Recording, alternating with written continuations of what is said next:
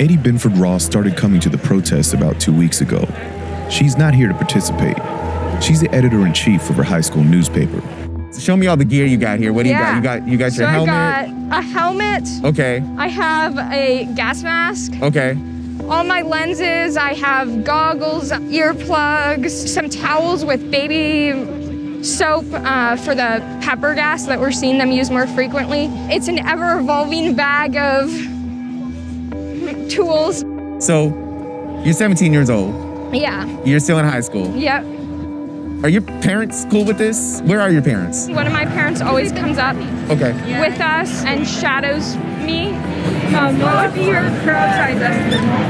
Upwards of 3,000. You know, it'd be great if she went with art or music, but this is Eddie and this is what she does, and so we're just trying to do our best to support her. Her articles feature a play-by-play of what happens during confrontations between protesters and law enforcement. That means she spends a lot of her time directly at the front lines. Eric Greatwood doesn't call himself a journalist. He's an Air Force veteran with a strong Wi-Fi connection and a camera strapped to a 20-foot pole. Every night, tens of thousands of people watch his live stream. I was searching through other streamers' feeds, and I just couldn't see what was actually happening in between law enforcement and the protesters. So I was focused on both the protesters and the police, very, very much in the middle. But as I see that the protesters they were less and less violent, and the police are targeting people and including press, gassing crowds without warning, it has changed to me filming a little bit more of them. I think that they need to be watched.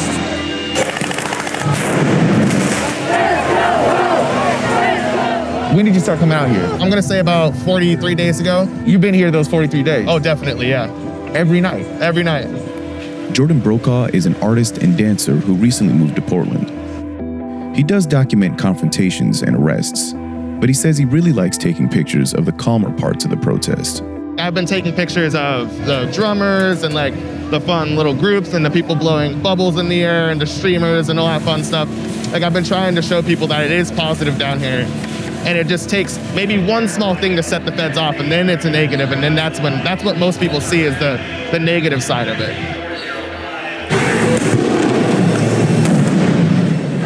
All of them know that just being out here puts them in danger.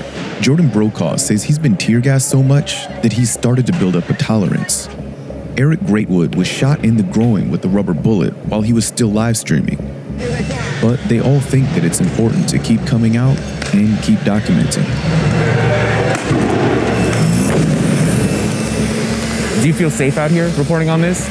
Yes and no. So I was part of the ACLU's lawsuit. I submitted a declaration for a temporary restraining order so that officers couldn't target the press.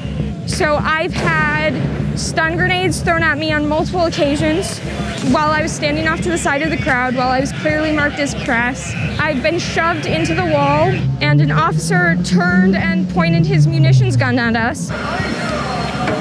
What do you want somebody to do after they've seen your footage, after they've seen your work? What I want them to do is make time to do something for their community and stand up for their rights and the laws. I'm aiming to change minds, but give people a chance. Like, I don't want to force them. I want them to have the chance to be like, hey, come to this, experience it for yourself. How's it going? It's going well.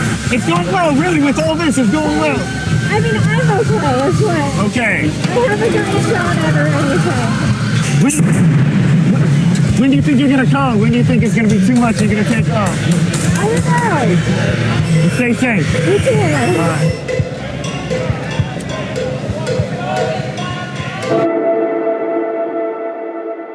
So you have tens of thousands of viewers at this point. How do people react to your streams? I would say the majority of them are insanely grateful, and every single one of them wants to help as much as possible.